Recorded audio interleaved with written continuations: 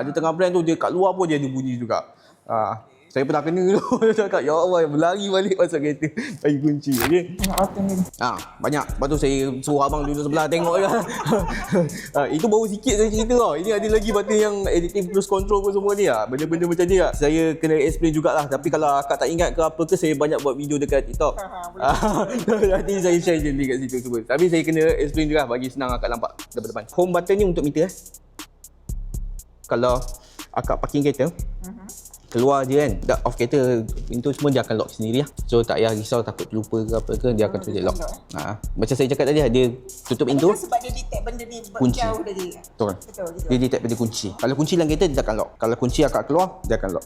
Tapi kalau dah kereta lah, maksudnya kereta tu tak matikan, dia tak lock lah. Betul. Let's say macam kalau kunci dalam kereta, dia tak lock. Okay, kalau akak off kereta, kunci kat luar. Tak, macam gini. Kita tak matikan enjin. Kunci ni kita terbawa tapi kita keluar. Okay. Dia tak lock lah. Dia tak lock. Cumanya dia akan bunyi beep. Sebab kita tahu apa kunci tak ada dalam kereta. Itu je lah. Mungkin kat orang kat dalam kereta ni dia annoying sikit lah.